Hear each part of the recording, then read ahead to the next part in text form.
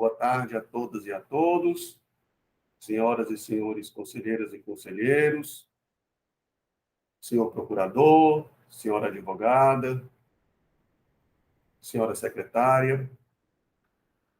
Tendo em vista o quórum regimental está formado, declaro aberta a 11ª sessão virtual de julgamento da 4ª Câmara de Julgamento, realizada por videoconferência. O quórum mínimo está descrito no artigo 52 do Regimento Interno do CRT.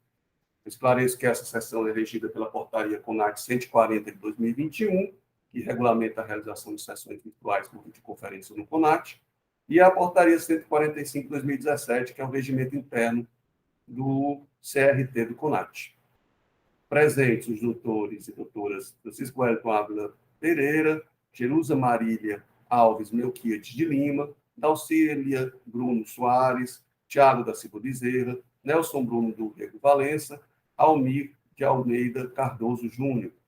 Também presente o procurador do Estado, doutor Rafael Lessa Costa Barbosa, e a patrona da recorrida, doutora Fabiana Oliveira. Também presente a doutora Dilene Vieira de Alexandria, secretariando os trabalhos dessa Câmara nesta sessão. Obrigado pela presença de todos. Estamos em Fortaleza, no Ceará. Hoje são 29 de março de 2002. Senhora secretária, temos algum despacho ou resolução para ser aprovada? Temos sim, senhor presidente. Temos o despacho do processo 1/3311/2013. Perfeito. Todos tiveram a oportunidade de ler o despacho? Tem alguma sugestão a fazer? Alguma mudança? Está aprovado, então? Aprovado? Perfeito. Então, aprovado. Doutora Dilene, por favor, vamos aos trâmites necessários. Ok. As atas serão aprovadas após o julgamento e eu indago às partes, doutora Fabiana, doutor Rafael, assim como aos relatores, nos 4 processos de hoje, se nós podemos fazer o julgamento em conjunto, tendo em vista tratar basicamente da mesma matéria, são omissões de saída e omissões de entrada frutos do mesmo levantamento fiscal, tendo as mesmas partes como recorrente e recorrida. Estão todos de acordo? Sem objeção, presidente. De acordo. Ok, obrigado. Então, vamos dar início à nossa pauta. Eu vou anunciar os 4 processos que serão julgados em conjunto.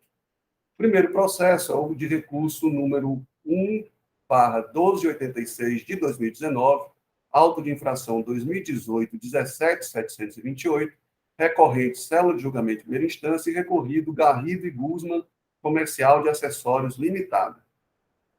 O segundo processo é o de recurso número 1/1287 de 2019, auto de infração 2018-17734, com as mesmas partes. O terceiro é o processo de 1/1290 de 2019, auto de infração 2018-17723, e o quarto e último processo é o de número 1/1291 de 2019, auto de infração 2018-17724. Os 4 processos foram julgados nulos em primeira instância. A assessoria processual tributária, por sua vez, se manifestou favorável a que o processo retorne à primeira instância para a realização de novo julgamento. O primeiro processo está sob o relato do conselheiro Almir de Almeida Cardoso Júnior, o segundo, doutor Nelson Bruno do Rego Valença, o terceiro e quarto, da doutora Dalcília Bruno Soares. Então, na sequência, eu sugiro que o doutor Nelson faça o relato, o doutor Almir faça o primeiro relato, em sequência, o doutor Nelson pode fazer as complementações e entender cabíveis, quanto às especificidades do processo que ele está relatando, e, por último, a doutora Dalcília fará o mesmo em relação aos 2 processos que está relatando.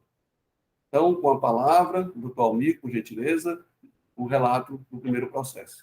Boa tarde, presidente. Boa tarde a todos.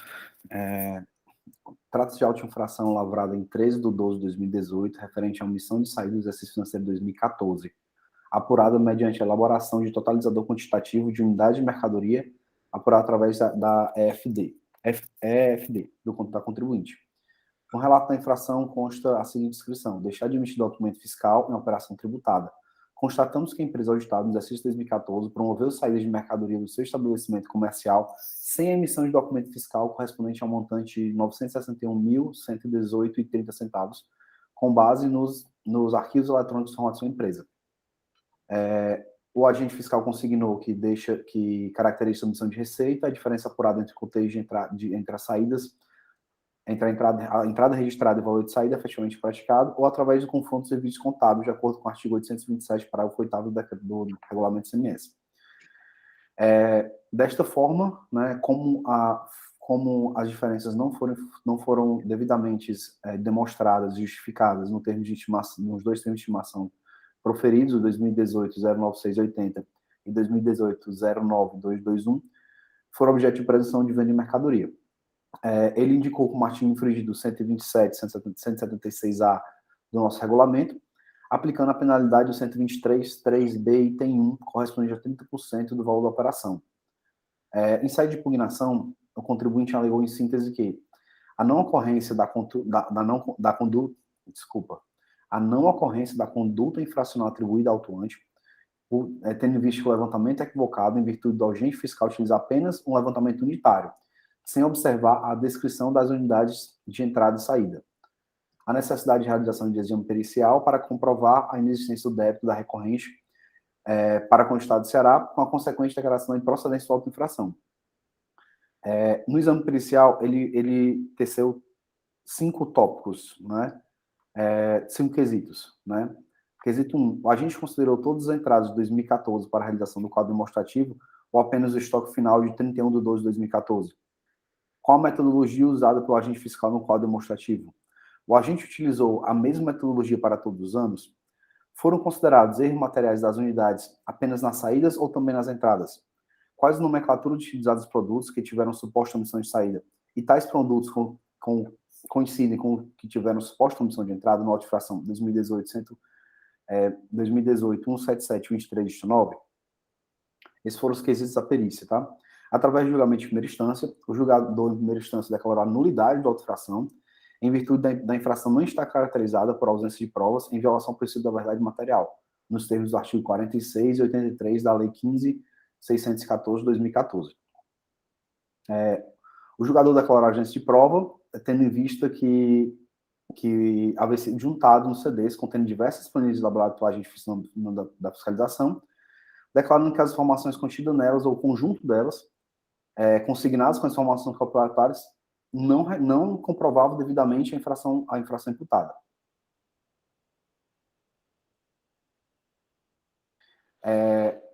Importante informar que, como já antecipado, todos os autos de infração foram julgados de acordo com o artigo 55, parágrafo 3º do novo Código de Processo Civil, né, tendo sido julgados em conjunto, né, e a decisão foi submetida a reexame necessário nos termos do artigo 141, parágrafo 1º da Lei 15.614/2014.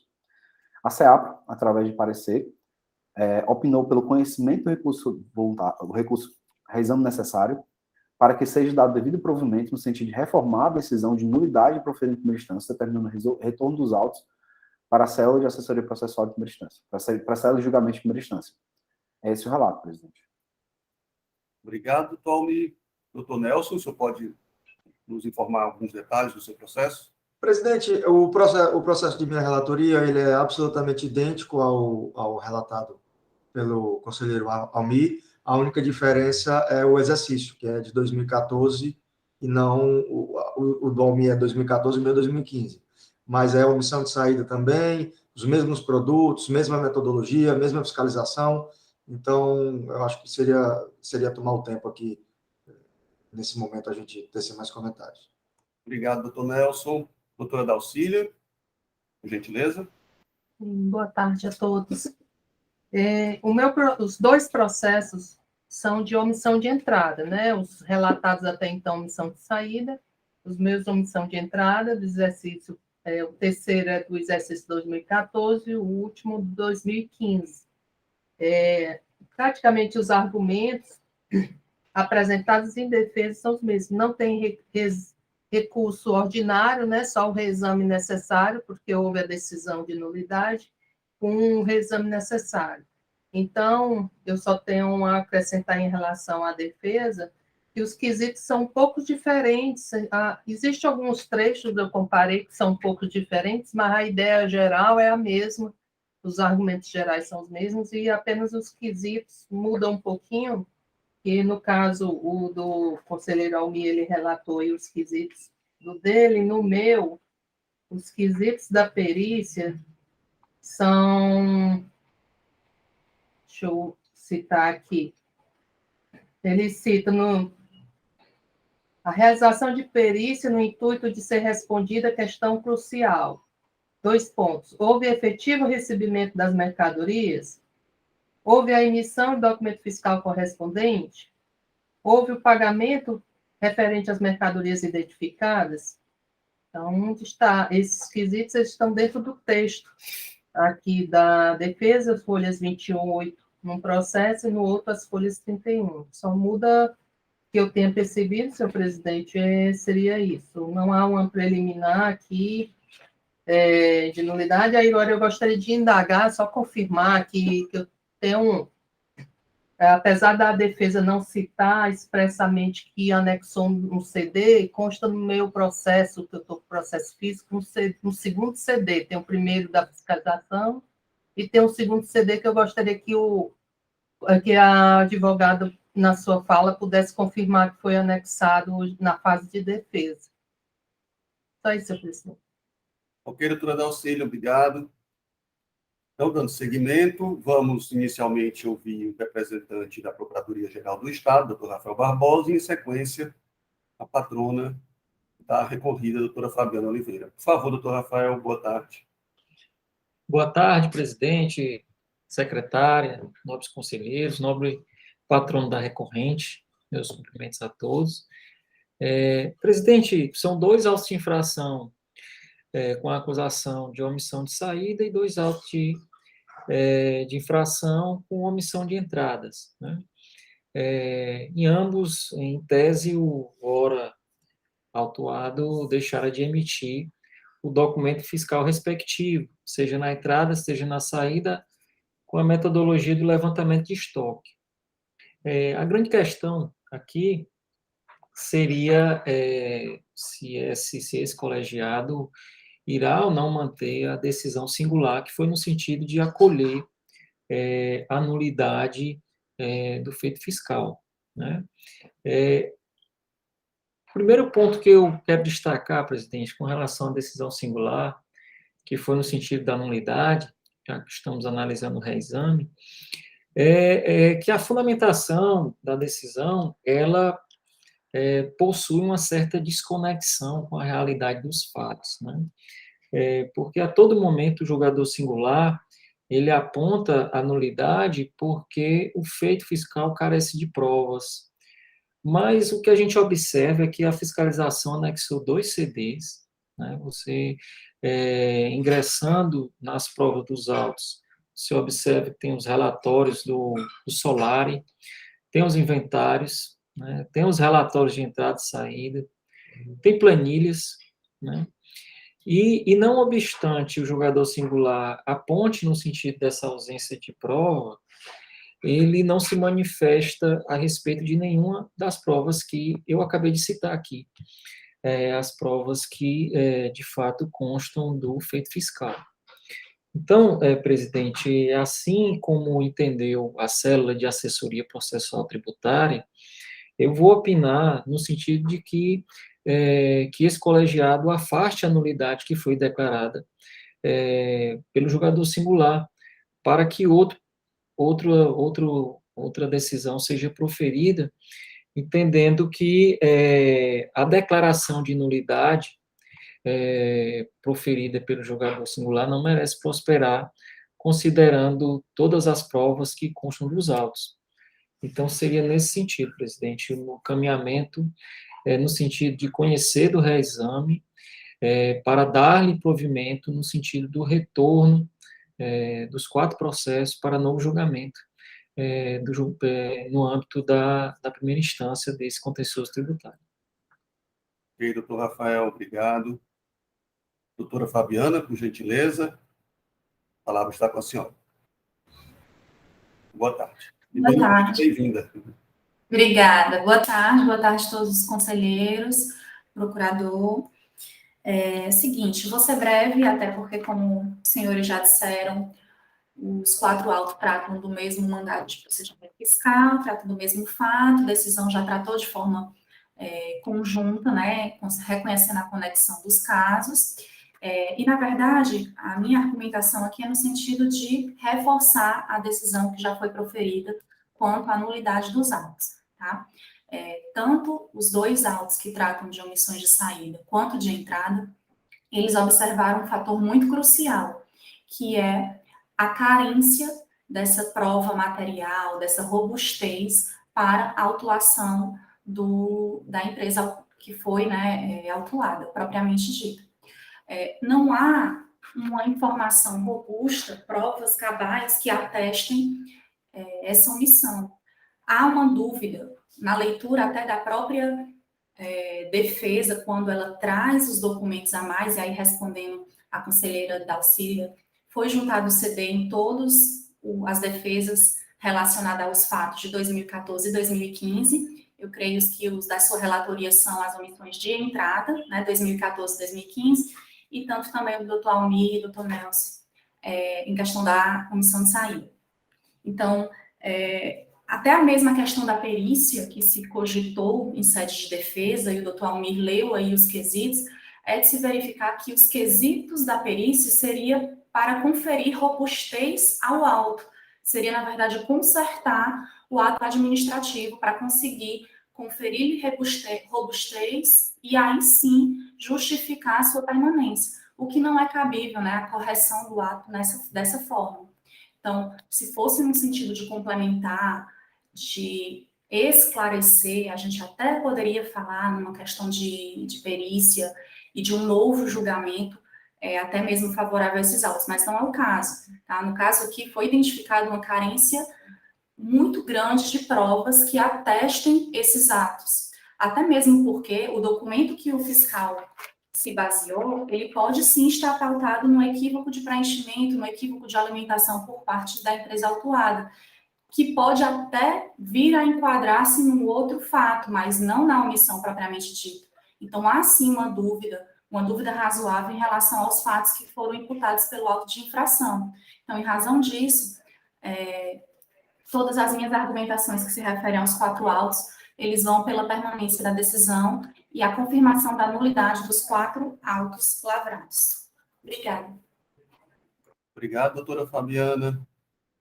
Bem, encerradas as manifestações das partes, vamos agora iniciar os debates, dando a cargo aí, inicialmente, dos relatores, se assim desejarem, fazerem as primeiras manifestações.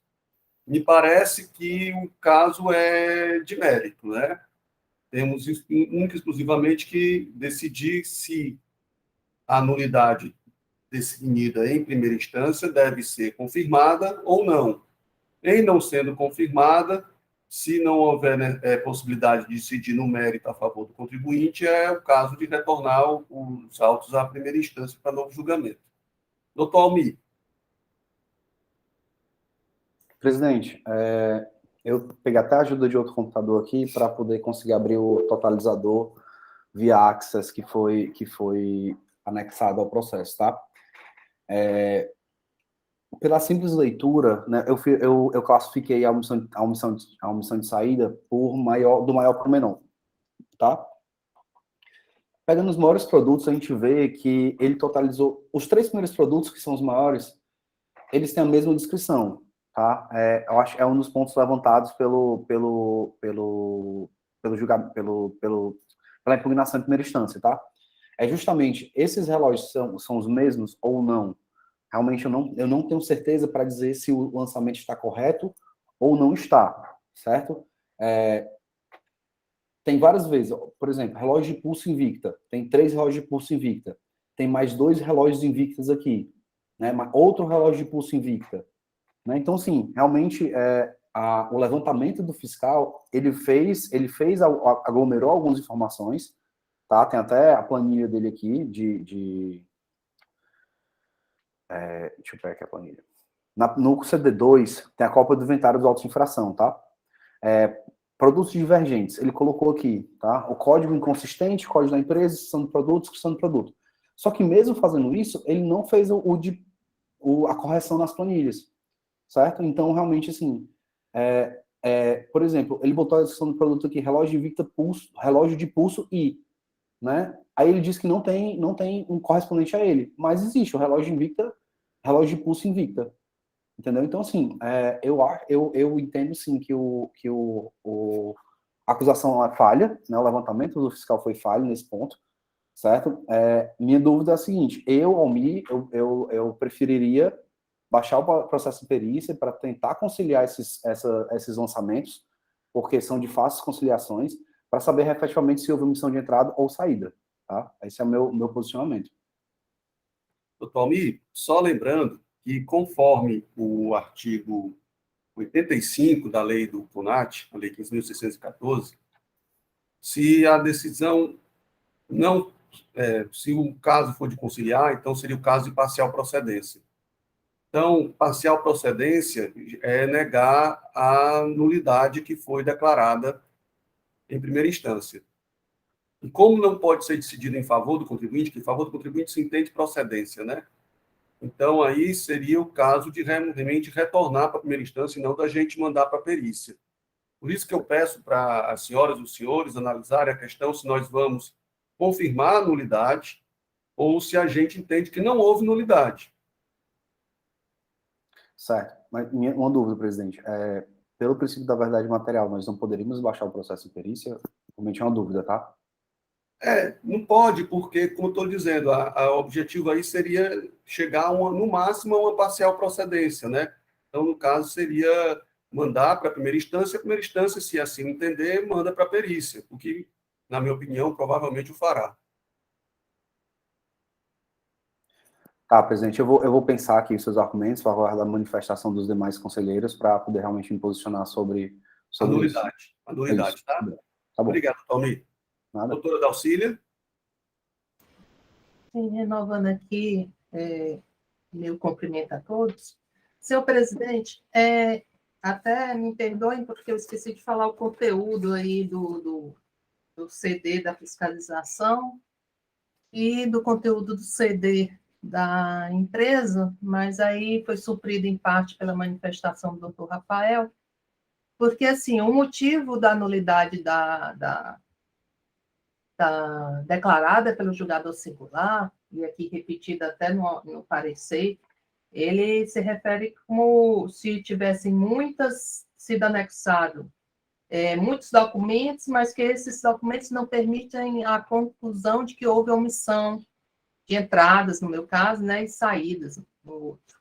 Só que a realidade dos fatos aqui contidos nos autos não é essa. Eu até tive dificuldade em entender o motivo da nulidade, porque, assim, a parecerista, por exemplo, entendeu que a planilha, só porque não estava somada, e aí ela anexou aqui nos autos, também me perdoe que eu esqueci, depois do parecer, existe anexado uma folha da planilha somada, que é mencionada no parecer da assessoria, dizendo o que houve, na verdade, a planilha do totalizador, que é aquela planilha que tem todos os inventários iniciais, finais, entradas e saídas, não consta o somatório daquelas colunas das diferenças.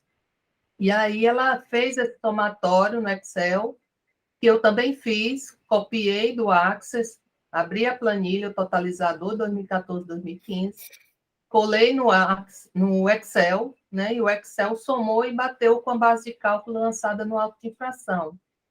Então, aí a parecerista sugeriu o retorno, porque ela entendeu que a nulidade seria porque ele não conseguiu identificar essa omissão nas planilhas fiscais, embora não conste isso no julgamento. O julgamento consta como se os documentos não permitissem essa conclusão, e permitem, ao meu ver, porque todas as entradas estão identificadas aqui em PDF, 2014-2015, dentro do CD do fiscal.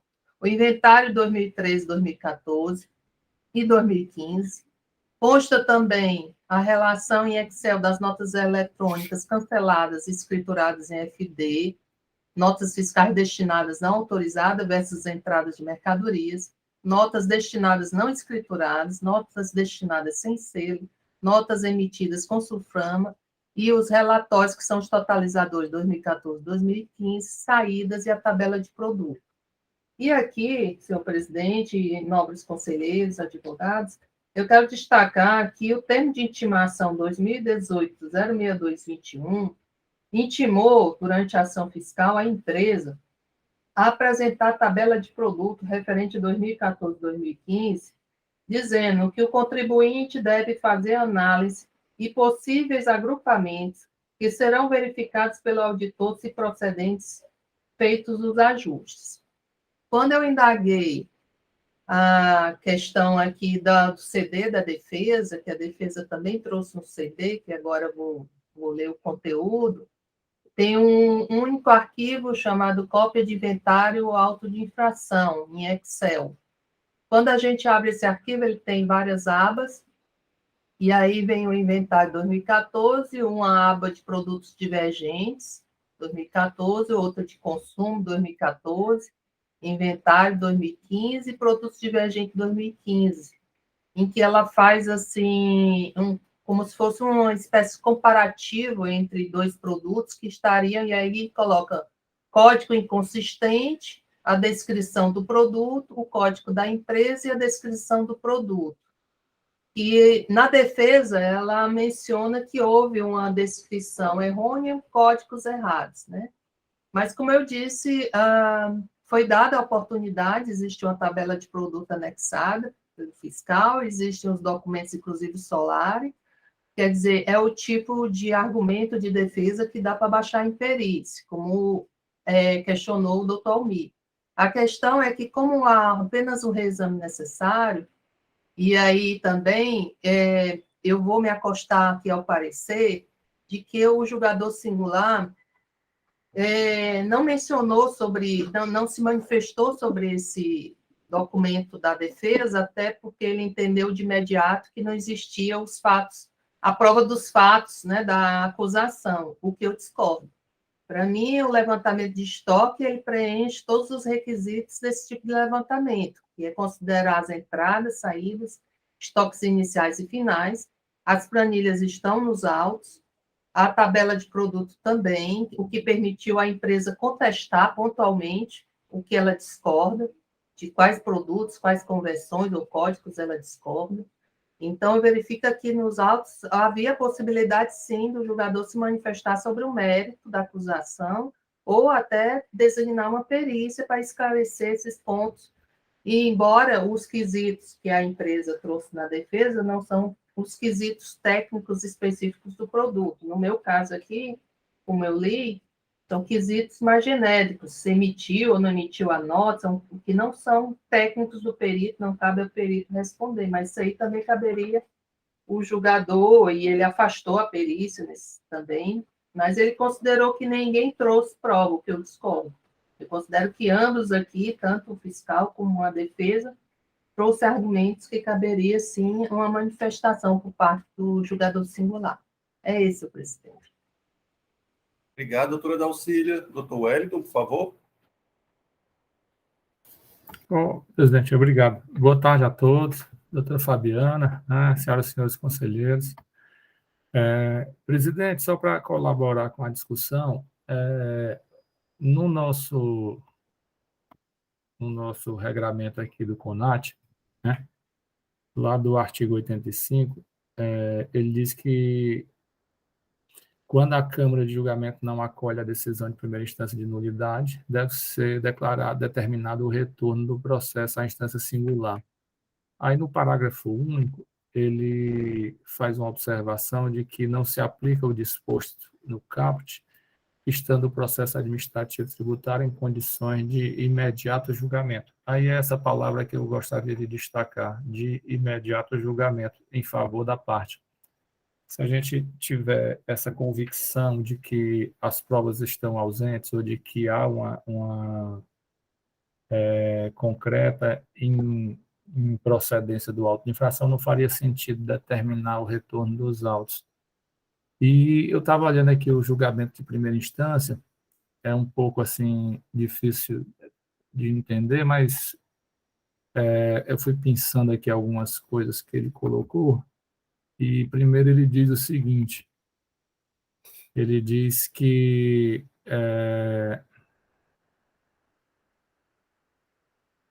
só um instante. Compulsando os autos, a despeito da anexação do CD-RUM da auditoria, não restou comprovada materialmente a infração ora imputada ao sujeito passivo. Há um calhamaço de relatórios gerados a partir de sistemas, CD-RUM, elaborados pela auditoria, todavia sem nenhuma conclusão plausível de omissão de entradas. Aí, logo em seguida, ele diz, os relatórios esquadrinhados no CD-RUM e as informações complementares não demonstram a certeza e a liquidez do crédito tributário à hora ver gastado. Não há provas cabais dessa omissão de entradas. E aí vem a assessoria processual tributária e diz que lá estão presentes os relatórios de entrada, de saída, os totalizadores. E aí, assim, a minha... é mais um questionamento se os relatores confirmam que existem esses relatórios de entrada, de saída e de totalizadores dentro do processo. Os relatores poderiam responder, por favor, ao doutor Presidente, existe, sim, entrada, inventário final, inventário inicial, saídas, totalizador e tabela de produto no arquivo do Access, tá? Eu estou com o Access aberto aqui, realmente tem todos esses arquivos e seus totalizadores. Não tá totalizado no final, eu acho que o Access nem totaliza, não está somado no final, mas tem sim todas as informações aqui, tá? Então, Obrigado, presidente, Tom. não há, assim, ao meu sentir, não há a falta da prova. O que talvez poderia existir seria uma desconexão entre as informações que não ficou demonstrado nos autos, eu não consegui perceber isso. Então, a simples indicação de nulidade por falta de provas não me parece razoável para o presente caso. Era só isso, presidente. Obrigado, doutor Wellington. Doutor Almir, o senhor foi o primeiro a levantar a mão. Deseja se manifestar ainda? Presidente, deixa o doutor Nelson falar logo, depois eu me manifesto. Eu estou olhando o totalizador aqui, os relatórios, para tentar Ok, formar uma perfeito. convicção. Perfeito, doutor Almir. Doutor Nelson. Boa tarde, presidente, boa tarde, nobres conselheiros, procurador, doutora Fabiana, Adilene. De fato, a fiscalização ela não foi conduzida da melhor forma. A totalização contábil talvez pudesse ter sido melhor apurada ao final. Mas eu entendo, e aí eu vou me usar do artigo 84 da Lei 15.614, que essa nulidade ela é sanável, que a gente pode chegar à conclusão a partir de levantamentos feitos no próprio processo por nós, operadores do direito, e chegar à conclusão se houve ou não as omissões. Eu não acho que seja o caso de nulidade, tá? E corroboro com o entendimento do conselheiro Wellington, no sentido de que a gente pode levar isso para julgamento imediato, com base no 85. Ok, doutora Dalcília, por favor. O doutor Almir, doutora Dalcília, perdão, doutor Almir tinha levantado primeiro, né, doutor Almir? Perdão. Isso, presidente. Presidente, analisando o totalizador aqui, tá? Tem muitos produtos que são de uso e consumo, assim, alguns produtos são de uso e consumo que ele considerou omissão de saída, tá? Por exemplo, HD, Kaspersky, que é um antivírus, né? Que são coisas que claramente ele não vende, tá? E tem muita conciliação a ser feita, certo? Realmente, assim, olhando a grosso modo, tá? Eu particularmente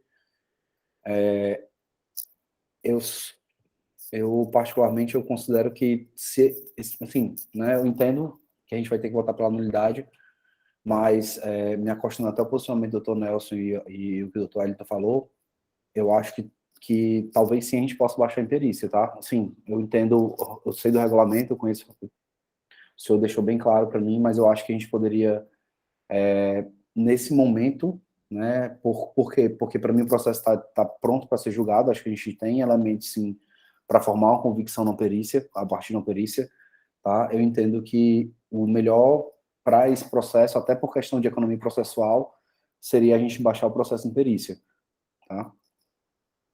Eu não consigo pensar. Por quê? Minha preocupação é o quê, tá, presidente? A gente considera a decisão de unidade de primeira instância, retorno ao auto de primeira instância, o julgador, ou bem por entender dele, talvez não faça uma perícia, a gente está supondo que ele pode fazer uma perícia, o processo retorna para a gente fazer uma perícia novamente, entendeu? Então, realmente, eu acredito que seria o melhor dos mundos se a gente pudesse baixar diretamente esse processo em perícia. Tá? É só isso, presidente. Pode passar a palavra para os demais. Ok, doutor Almir, muito obrigado. Doutora Dalcília, por favor. Eu queria destacar aqui o totalizador, ele traz aqueles elementos que são padrões do levantamento de estoque, né? O código do produto, a descrição, a quantidade de saídas, inventário inicial, saídas, omissão, aí tem a quantidade de omissão de entradas, o valor médio, o valor da omissão e a mesma coisa para a venda, quantidade, valor médio e a diferença de vendas. Para muitos produtos, inclusive, eu estava olhando aqui, por exemplo, que poderia ser um saco de lixo, consumo, ele está todo zerado. Então, eu não identifiquei, assim, um consumo com as diferenças, porque é como se eu tivesse colocado todos os produtos, mas há muitos produtos que as diferenças estão zeradas no relatório.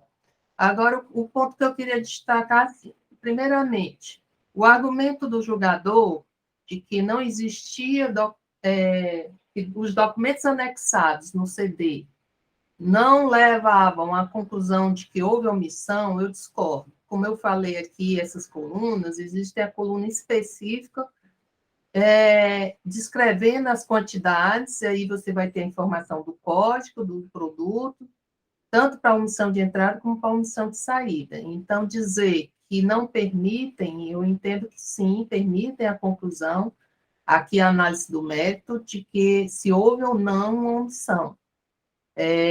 São muitos produtos, muitos estão com a descrição aqui até em códigos também, pelo que eu estou vendo, mas aí, como foi destacado, seria o caso de uma perícia, que é o que a empresa vem requerendo desde o início, uma perícia, embora ela tenha destacado isso no CD, e também o julgador não citou esse CD. Eu não sei até que ponto poderia a gente aqui pedir normalmente, pedir essa perícia diretamente daqui, quando a gente está analisando um reexame necessário, né? E o argumento do julgador é que eu acho que a gente tem aqui de plano de analisar se procede ou não o argumento do julgador, para declarar esse lançamento nulo.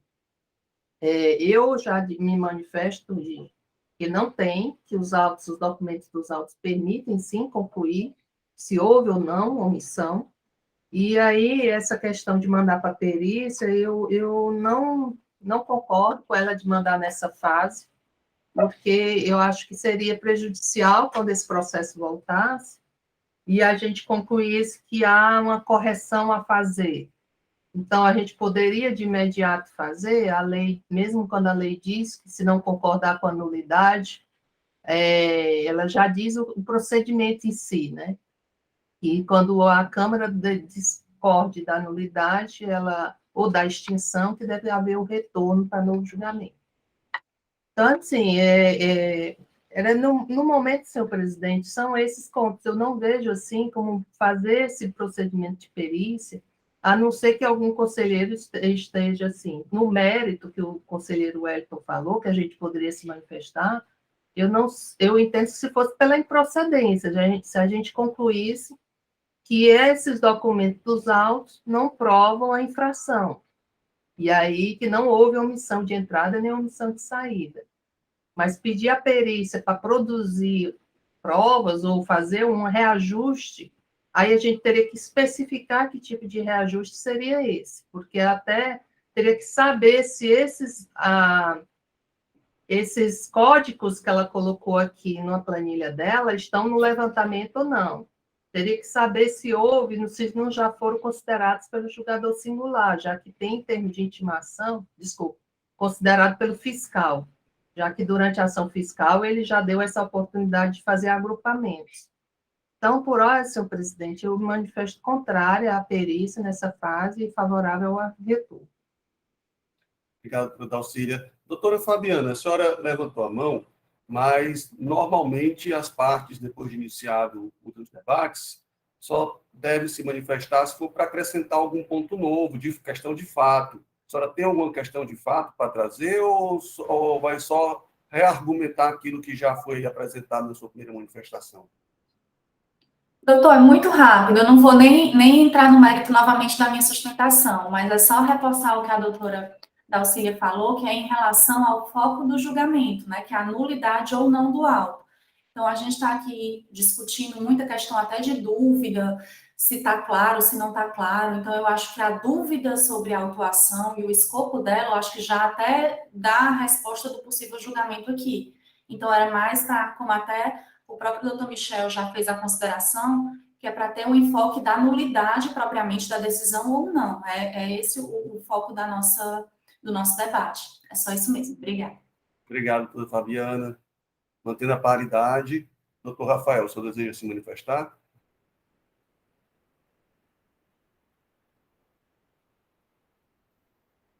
Presidente, desculpa a demora, realmente a parte não acrescentou, não, só fez um destaque com relação à apreciação da nulidade, que já foi muito bem explanada pelo conselheiro Wellington, quando fez menção à nossa legislação tributária, que é no sentido desse conselho, que também foi reforçada por mim na sustentação oral, que nessa fase do procedimento, cabe a esse conselho dizer se confirma a nulidade ou afasta a nulidade. Porque afasta a nulidade, devolve o processo para a primeira instância para novo julgamento. Ou não dá provimento ao reexame e confirma a nulidade. Ou seja, de fato, o que o nosso regramento aponta é nessas duas opções, né? E veja bem, algumas eventuais dúvidas no levantamento, no que se refere à junção de itens, né? Eventual junção de itens, no máximo, redunda numa diminuição da base de cálculo, né? E, ao meu sentir, são elementos que não desconstituem por completo a autuação. Porque aí sim, caso houvesse uma desconstituição por completo da acusação, que já fosse verificável de plano por esse conselho, não haveria necessidade de devolução do processo ao julgador singular para novo julgamento, né? Então, o que a nossa legislação aponta é que somente estando a causa madura, ou seja, a causa madura, ou seja, a gente já pronunciou aqui que haveria necessidade de uma apreciação em perícia, então a causa já não está madura, né? Como aponta a nossa legislação. E não estando a causa madura, nós não enxergamos a priori, de plano, que ela redundaria em proveito total do sujeito passivo, como também exige a nossa legislação. Então, presidente, é só mesmo reforçando os termos da nossa legislação, que é ou no sentido de manter a nulidade ou afastar a nulidade, por questões mesmo procedimentais. Obrigado, doutor Rafael. Doutor Tiago, desculpe ter colocado as partes à sua frente, mas acredito que tenha sido importante, inclusive, para a sua manifestação. Sem problema algum, presidente. Inicialmente, cumprimentando aqui a todos, senhor presidente, senhor procurador, senhora secretária, demais conselheiros, senhora representante da parte. Fui bastante contemplado aí na manifestação, tanto da doutora Fabiana quanto do doutor Rafael, que eu acho que muito bem explanou, conforme também já tinha pontuado a doutora Dalcília. Eu entendo que o princípio da economia processual, às vezes, tende a nos querer resolver os problemas de forma rápida, né, e breve, Mas, neste caso concreto, conforme o doutor Rafael já citou, a nossa legislação é bem clara quanto a esta decisão. Assim, eu só enxergo os mesmos dois caminhos que foram identificados, e neste caso concreto, não estando maduro também, ao meu ver, não há, assim, acho que a gente não consegue julgar aqui pela improcedência, e não conseguindo julgar pela improcedência, só nos cabe manter ou não a nulidade. E há também que manifestando, eu acho que não é, a decisão é nula. Eu acho que o auto não é nulo e a decisão, sim, de primeira instância é nula. E reforçando um pouco do porquê que esse processo deve retornar, conselheiro Almir, conselheiro Nelson, até justificando, isso é até em defesa do próprio contribuinte, né? Para que o contribuinte tenha respeitado o seu acesso à dupla jurisdição. Então, ele vai ter o seu momento tendo seus argumentos de impugnação devidamente analisados, de acordo com as provas constantes nos autos, para que, em eventual recurso, ele possa se manifestar no mérito sobre os argumentos do julgador de primeira instância, para que ele possa apresentar novos documentos, se for o caso. Então, até respeitando o princípio, o nosso princípio da dupla jurisdição, previsto no nosso artigo 1º aqui, da 15.614, e o da ampla defesa do contraditório do contribuinte, eu entendo que, para todas as partes, é razoável que esse processo retorne para a primeira instância para que seja proferido um novo julgamento. Realmente, a gente não consegue, eu baixei todas as provas, analisei, você não consegue conectar a decisão de primeira instância com as provas que constam nos autos.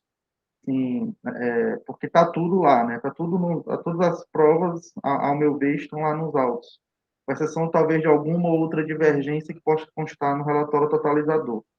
Então, me manifestei acolhendo aqui o entendimento da doutora Dalcília e do procurador também, e da própria parte, né, doutora Fabiana, que, assim, acho que nós temos que firmar aqui o nosso entendimento sobre a nulidade ou não, para decidir sobre o retorno ou não.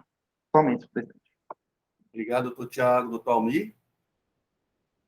Presidente, eu concordo com o doutor Wellington e o doutor Tiago. Acho que realmente é melhor a gente declarar nula a decisão de primeira instância, retornar o processo de primeira instância para o novo julgamento, justamente pelos pontos que foram levantados, tá? Realmente eu acho que seria melhor, assim, apesar de, como o doutor Tiago falou, apesar de a gente tentar prezar pela economia processual, que é uma coisa que eu particularmente eu penso muito em tentar fazer, mas eu estaria pulando etapas, né, digamos assim, né, e até talvez, né, passando meio por cima do nosso regimento interno. Tá? Eu prefiro realmente retornar para a primeira instância. Ok, doutor Almir. Doutor Nelson? Vou na mesma linha, agradeço a luz aí que o conselheiro Tiago nos trouxe,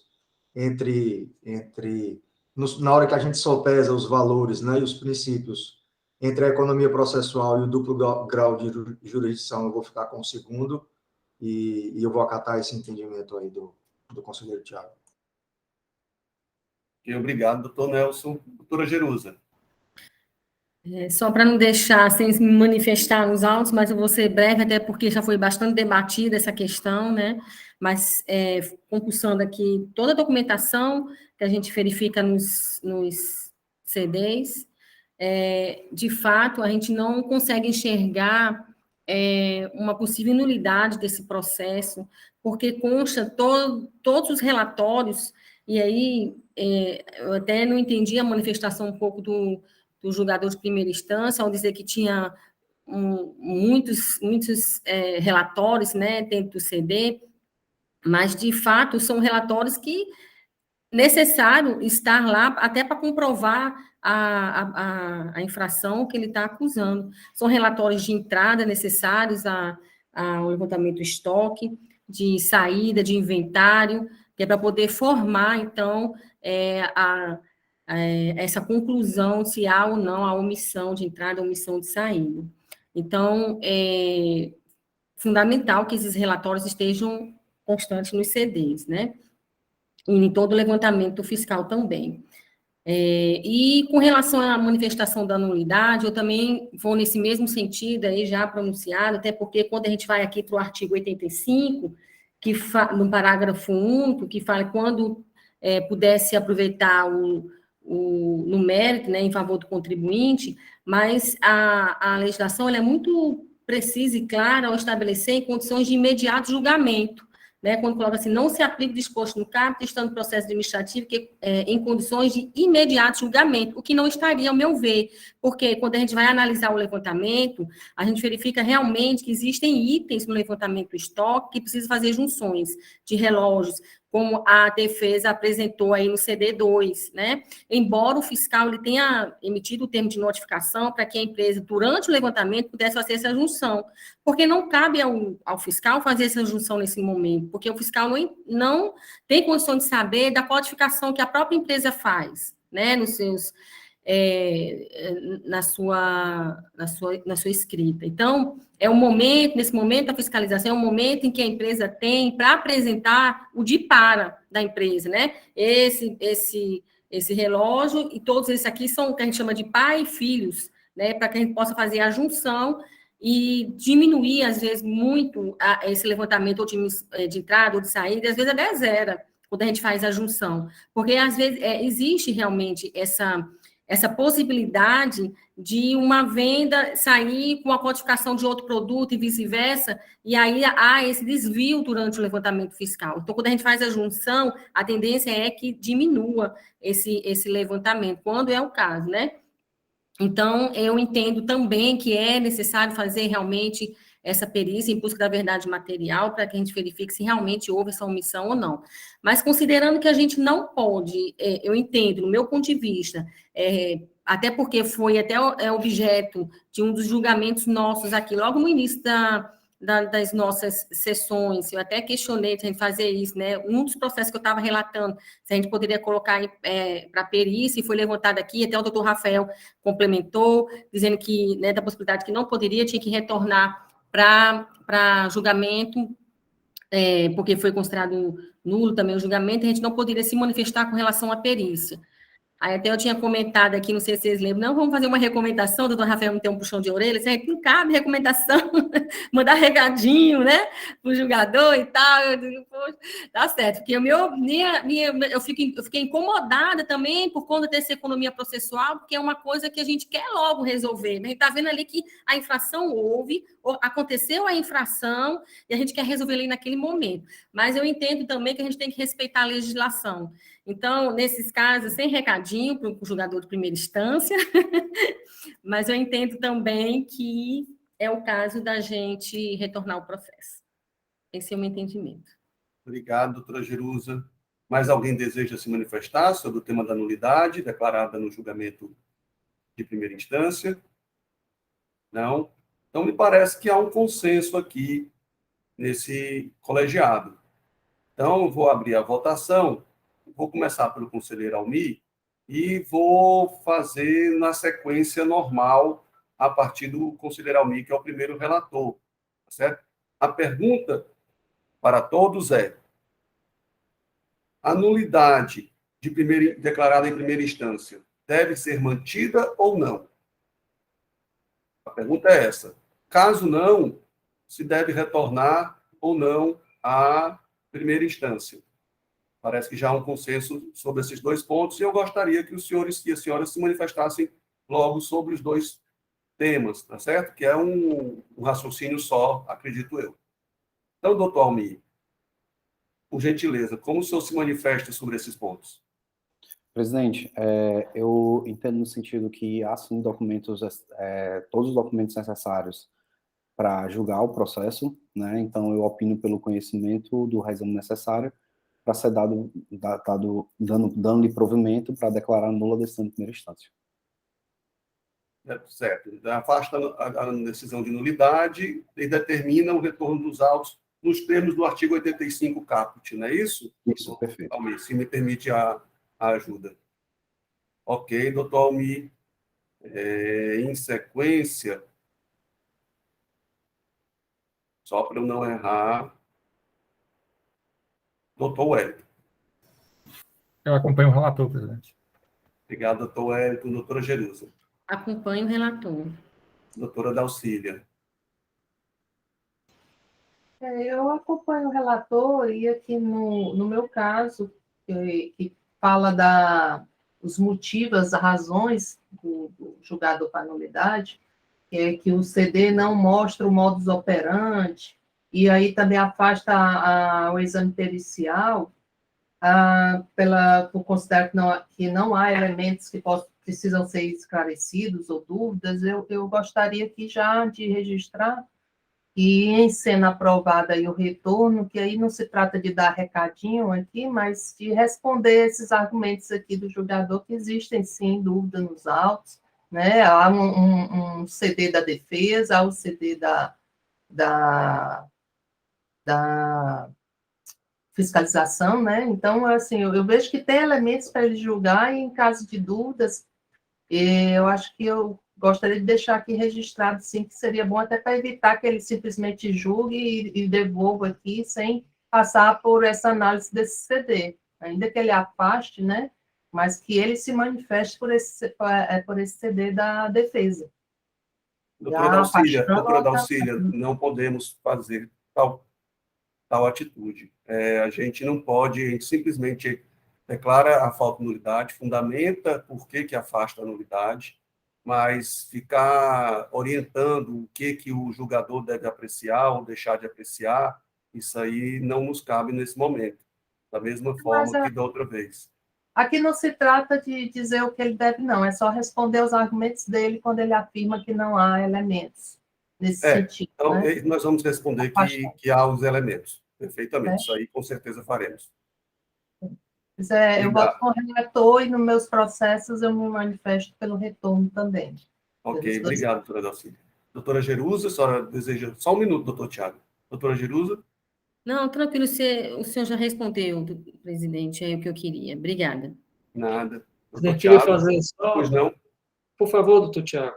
O doutor Tiago já pediu a palavra, pode falar. Doutor Tiago, é a vez dele votar, na realidade, doutor Rafael. Sim, não, eu queria só fazer um pontuar. É o seguinte, de fato, a gente ficar conduzindo a mão do jogador singular não é adequado, mas nada impede que nós, que esse conselho, na condição de jogadores, teça críticas ao julgamento singular. Ou seja, olha, não deixa de ser uma orientação para dizer assim, olha, essas críticas, elas não devem se repetir, né? Ou seja, não houve manifestação acerca dos relatórios tais, né? A fundamentação da decisão está em desconexão com a prova dos autos, faz menção a termos jurídicos indeterminados de modo genérico, mas não faz uma análise detida das provas. Nada impede que isso, por parte do julgador desse conceito, seja realizado, porque não deixa de ser, né, uma orientação para que não se torne tais vícios a se repetir uma nova decisão. Né? Presidente, Rafael. Pois, doutor amigo. Eu acho que, sim, a gente poderia fazer, como o doutor Rafael falou, né? Eu vou tentar fazer o meu voto da forma mais aprofundada possível, já que eu tenho que fundamentar, então eu vou tentar fundamentar já fazendo esses pontos, deixando claro esses pontos, tá? Mas, de qualquer forma, o julgador de primeira instância pode, hoje, os julgamentos gravados, ele pode ter acesso ao julgamento e tirar qualquer dúvida que ele venha a ter necessário. Eu acho que eu vou fazer de qualquer forma, vou fazer, mas também a vantagem hoje do virtual, né, pelo menos para mim, até para fazer os meus votos depois, eu uso muito o virtual para fundamentar melhor de acordo com o que a gente decidiu. Né? Então, eu acho que o julgador singular também, se ele achar interessante, ele pode vir a fazer isso. Tá? Perfeito, doutor. Doutor Tiago, voltando então à votação, como o senhor vota, por gentileza? Gente, com os relatores, né? O doutor Nelson ainda não votou, mas com o relator nesse caso. Obrigado, doutor Tiago. Doutor Nelson, por gentileza. De acordo com o Almir e os demais. Ok, doutor Nelson. Portanto, a quarta Câmara de Julgamento do CRT decide, por unanimidade de votos, afastar a nulidade do feito fiscal declarada no julgamento de primeira instância, tendo em vista que nos autos consta os elementos necessários a um julgamento de mérito por parte deste contencioso. O retorno dos autos a julgamento de primeira instância tem por fundamento o disposto no artigo 85, caput, da Lei 15.614 de 2014. De acordo com a manifestação oral em sessão do Procurador do Estado, mas em desacordo, não, e também de acordo com o parecer da Assessoria Processual Tributária. Bem, encerramos assim a nossa pauta de julgamento de hoje. Agradeço aqui a presença de todos. Doutora Fabiana, muito bom ter aqui representante dos contribuintes conosco, que engrandece o debate, suscita novas ideias. Seja sempre muito bem-vinda, sempre estamos abertos aqui a receber. Obrigada a todos. Boa tarde. Boa tarde. Bem, então, Dilene, você pode interromper aí a gravação, por gentileza?